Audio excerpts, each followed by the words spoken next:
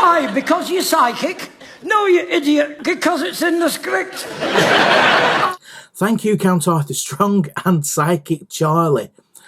I'm also going to have a look into the future and have a look into your RICS APC in 2023. Look, 2022 has been a huge year for RICS with a Bishard review, and in December 2022, the current Interim Director General of RICS, Richard Collins, updated us that 8 out of the 36 recommendations from Bishard have been met, so progress is being made. As we go into 2023, you'll start to see more panels being created. Some of these are needed. There's one for sustainability, there's one for diversity and inclusion, there's going to be one for knowledge, so lots of different knowledge groups and panels within RICS are going to be formed, so keep an eye out for these.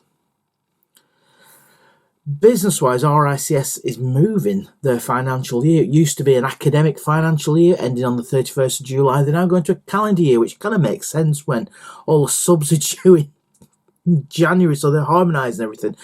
And the new president who comes in January 2023 is Anne Gray, who is based in California, I believe.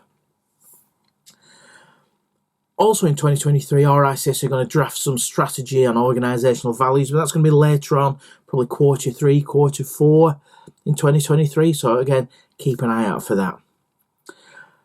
The big change for us in the APC world, from assessors to candidates to counsellors, is the new RICS online assessment platform.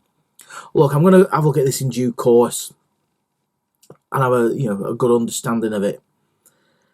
My advice would be, after the absolute shambles of its predecessor, ARC, completely failing, keep a backup. Now, I really hope that this new assessment platform will work. I believe it's been tested and tested and tested. But keep a backup. Keep a backup of your submissions yourself. You just don't know. Nobody knew that ARC was going to fail. I'm not going to say. I'm confident that RICS have got a system that works, and they say it's going to be a smooth system and a system that's going to be functional and work. So I'll in the new year we'll have a look at that. Too near Christmas to worry about any of that right now. We hope everybody has had a really good Christmas. I have had a nice time. Going into the new year, yes, there's financial strangeness in the world, but I'm seeing everybody being quite busy. And, good luck with your APC. Again, there's going to be content coming out from me. Also, keep an eye out on consultations from RICS, and recent ones that closed in December. Consultation on the RICS Red Book National Supplement, also in December. I'm reading these, by the way. A draft professional standard of valuation of woodlands and forests, and one that's just going to close on the 31st of January 2023 is a draft on surveys advising in respect of compulsory purchase and statutory compensation.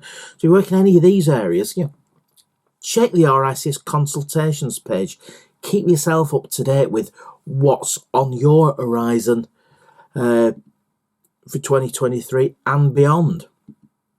So thanks for everybody who supported our channel in 2022. We got over the 3,000 subscribers in December. So yeah, thanks to everybody. Thanks for everybody for watching us, subscribing. We really love to hear your comments, and the sensible comments I refer to. Not somebody saying you couldn't make a subject more boring. Somebody commented. At least they watched it. At least they're commenting. Excuse me. Wish everybody a happy, healthy and safe 2023. If you're sitting your final assessment, good luck with that in 2023. Don't forget, keep referring back to those guides.